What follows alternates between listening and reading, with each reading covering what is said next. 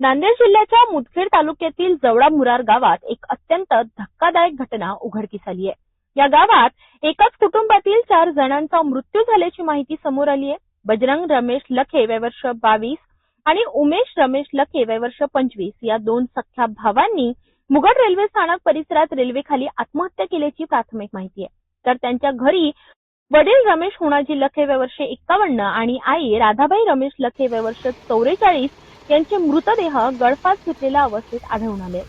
आई वडिलांनी आत्महत्या केली की यामागे घातपात आहे याचा तपास पोलीस करीत आहेत। घटनेचे नेमके कारण अद्याप अस्पष्ट असून आर्थिक विवंचनेतून हा प्रकार घडला असावा असा प्राथमिक अंदाज व्यक्त केला जात आहे। लखे कुटुंबात हे 4च सदस्य होते। या घटनेमुळे संपूर्ण कुटुंब संपुष्टात आले आहे।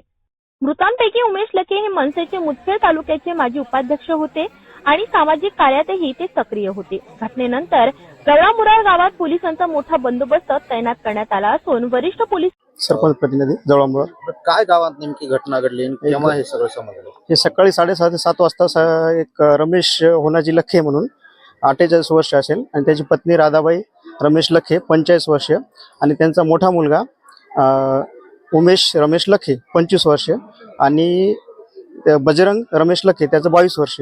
एक सकाळच्या 7-7:30च्या दरम्यान असं समजलं की मृतावस्थेमध्ये पती पत्नी दिसले आणि त्याच्यानंतर मुलाचा फोन लावल्याच्या नंतर त्यांचा फोन जात नव्हता।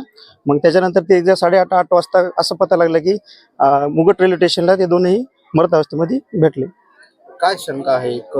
शंका तर काही घातपात असं काही वाटत नाही। आर्थिक विवेचन झालं असं मला असं वाटते, कारण 25 वर्षाखाली रमेश होणाजी लखे यांचं ऑपरेशन झालं होतं आणि त्याची परिस्थिती खूपच बिकट होती।